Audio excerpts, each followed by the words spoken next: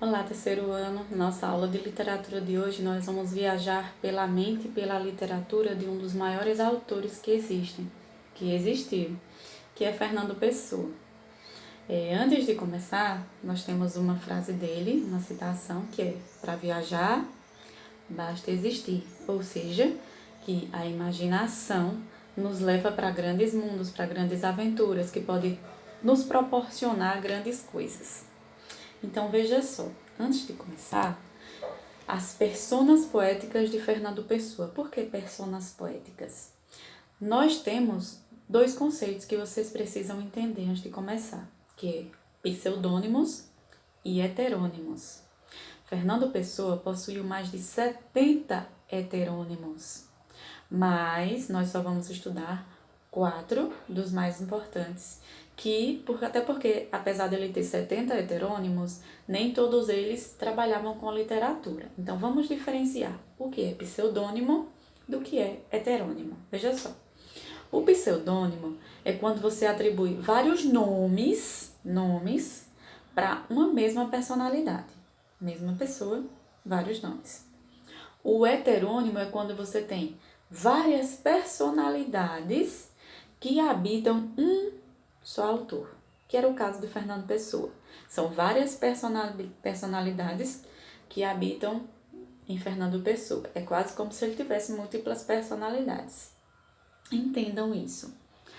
Cada heterônimo dele tinha biografia própria, tinha data de nascimento, lugar onde nasceu, se foi casado, se teve filhos, tinha profissão, tinha onde morou, tudo.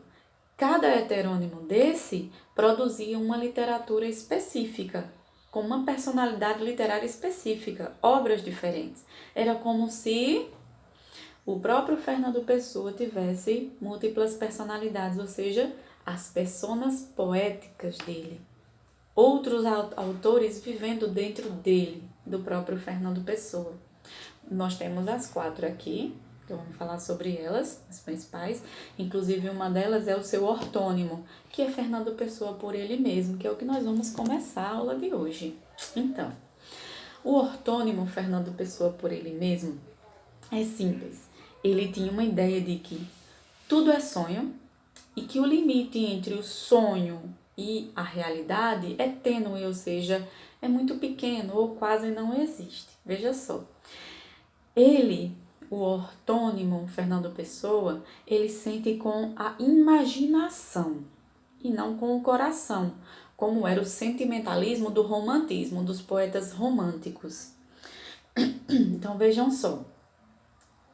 É o primeiro poema que eu coloco aqui, que eu coloquei 2 dele, tá bom? Que demonstram as características desse ortônimo mesmo em si. Se vocês quiserem se aprofundar na biografia dele, tem no livro de vocês, tá? Eu tô só trabalhando a parte literária. A criança que fui, chora na estrada. Deixei ali quando vim ser quem sou. Mas hoje, vendo o que sou é nada, quero ir buscar quem fui onde ficou. Veja só, quanta imaginação. Tá falando sobre voltar ao passado, voltar à inocência da infância, voltar a ser criança. E tudo isso baseado em uma grande imaginação, que ele escreve usando essa imaginação que deixa fluir solta. E não falando sobre o sentimentalismo, o excesso de subjetivismo do romantismo, como eram, que os autores falavam mais sobre o que mais importava era o eu, era o seu sentimento, o que ele estava passando. Aqui não, ele só deixa fluir a imaginação. O poeta também trabalha com metalinguagem. O que é metalinguagem? Esse ortônimo. A metalinguagem é uma das funções da linguagem. Nela é quando você usa a linguagem para falar dela mesma. Por exemplo, uma receita falando sobre receitas, uma música que fala sobre música, um romance que fala sobre romances. No caso aqui nós temos um poeta fazendo poesia, que é a autopsicografia, um poema que fala sobre poesia. Metalinguagem é a linguagem que fala dela mesma. A autopsicografia define claramente isso. O poeta é um fingidor, já está usando a imaginação aí, que finge tão completamente, que chega a fingir que é dor a dor que deveras sente. Ou seja, ele imagina aquela dor com tanta intensidade, mesmo que ela não seja verdadeira, que o leitor, ou o próprio autor, o próprio eu lírico acredita que ela é intensa, que ela exista. Então, esse é o seu ortônimo, que é a literatura feita pelo próprio Fernando Pessoa com a sua personalidade. Há estudioso que acredite que esse ortônimo também é mais um dos heterônimos. Nós não temos como saber. Então, o seu primeiro heterônimo de hoje é o seu ortônimo Fernando Pessoa. Fernando Pessoa por ele mesmo. O segundo de hoje, nós temos o Alberto Caeiro. Aqui nós temos um olhar primitivo, tá? É como se ele fosse o mestre de todos os heterônimos. Por quê? Nós temos aqui uma mente mais simples, tá bom?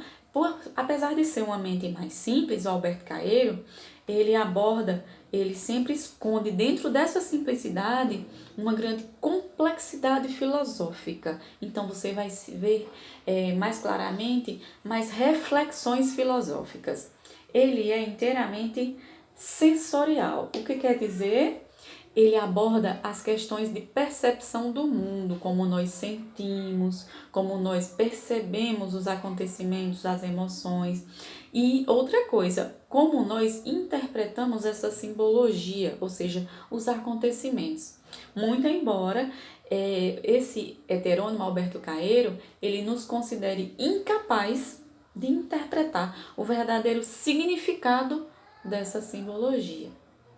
Então, lembra que ele é predominantemente sensorial, adepto a interpretações, a sentir, a tentar entender o que é que acontece.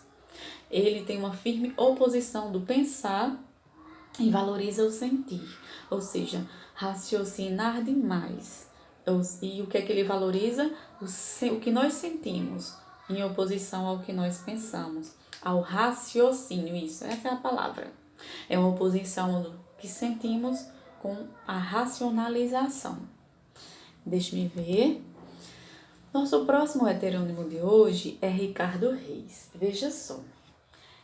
Ele tinha profissão, era médico. Todos eles tinham profissão, data de nascimento, tinha uma personalidade mais completa, mais específica. Pareciam realmente pessoas morando dentro de Fernando Pessoa, que produziam obras completamente diferentes uma da outra. Esse era médico, tá bom? Ele tinha uma ideologia baseada no Carpe Diem, tá bom? Antes de começar, deixa eu ler o textinho dele. Sábio é o que se contenta com o espetáculo do mundo. Tudo a ver com as características que eu vou falar aqui. Primeiro, o latinista e o helenista quer dizer que ele era um autor adepto do classicismo, tá? Das características clássicas. Por isso, o latinista e o helenista eram características greco-romanas. Então, você vai ver aí a simplicidade do campo, as figuras mitológicas. Por isso, o latinista e o helenista. Veja só. Essa forma de latinista e helenista, ele também era adepto da filosofia do Carpe Diem, que é aproveite o dia, sinta o dia. O que quer dizer isso? Você precisa aproveitar o dia diante da brevidade da vida, ou seja, a vida é curta, nós precisamos aproveitá-la ao máximo. Mas entendam, no classicismo, no arcadismo, esse negócio de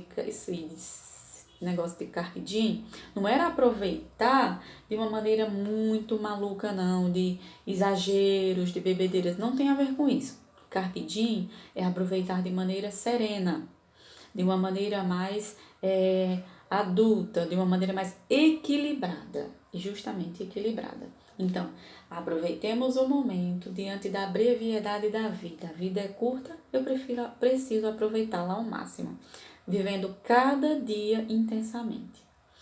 A questão do estoicismo, veja só, ele considera a tranquilidade do espírito, que a tranquilidade do espírito é a felicidade que nós podemos obter como seres humanos. E como é que eu tenho uma tranquilidade de espírito? É simples. Você cumpre seus deveres, você é uma pessoa mais tolerante, mais generoso, uma pessoa mais fraterno.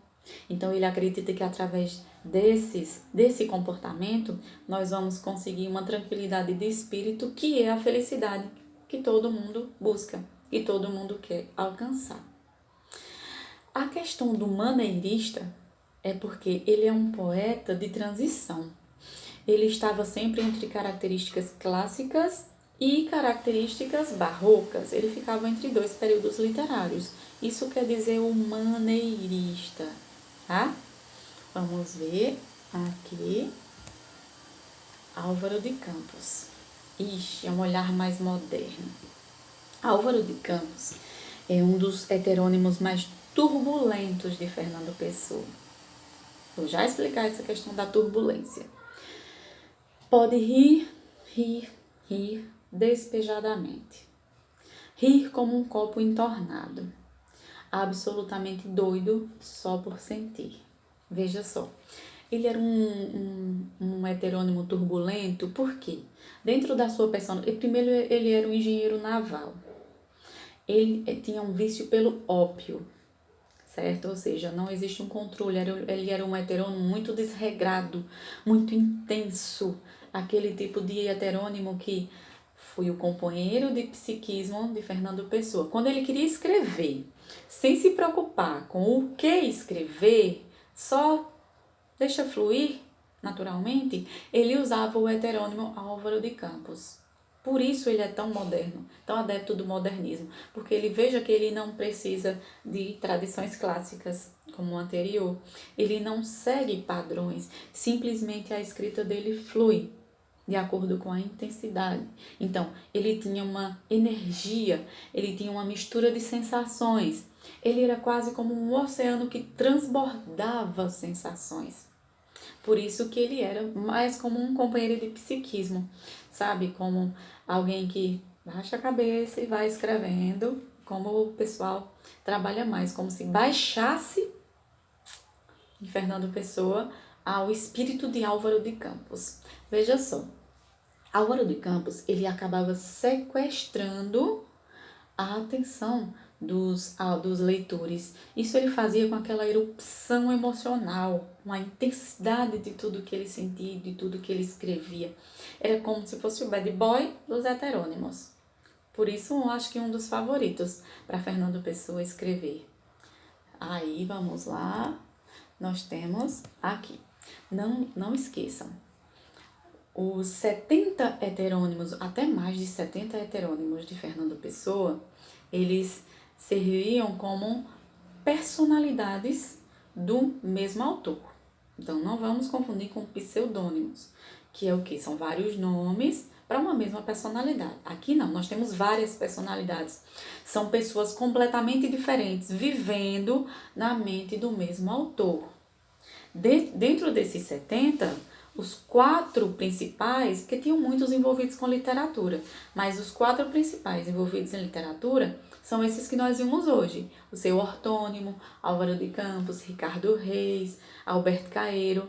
Então, nós temos que entender isso, que são desdobramentos, ou seja, como se uma mesma mente tivesse vários desdobramentos do mesmo eu. Como se Fernando Pessoa tivesse muitas vidas morando dentro dele. Então, muita atenção. Pesquisem mais sobre eles, pesquisem sobre a vida pessoal, que isso indica muito traços da sua personalidade literária, do que eles vão escrever ou não, tá bom? E finalizo com, cadê? Autopsicografia. A tarefa tá lá na plataforma, tá bom? Tudo bonitinho. Autopsicografia, né? Obra do ortônimo Fernando Pessoa por ele mesmo. O poeta é um fingidor. Todo mundo sabe que a maioria das coisas que eles escrevem vem da sua imaginação, vem dos seus sentimentos. Finge tão completamente que chega a fingir que é dor, a dor que deveras sente. Como vocês sabem, a literatura, ela acaba nos proporcionando a chance de viver pessoas diferentes, histórias diferentes, mundos diferentes, e a gente acaba se afeiçoando a personagens, a livros, às histórias. Então, Fernando Pessoa, ele é um leque de autores, ele é um leque de obras. Por isso, eu deixei uma videoaula só para ele, devido à sua importância na nossa literatura, devido à sua importância já para o modernismo, certo? Até nosso próximo encontro. A videoaula tem só algumas características, alguns detalhes. Vocês precisam se aprofundar no livro de vocês, tá bom? Tchau e até a próxima.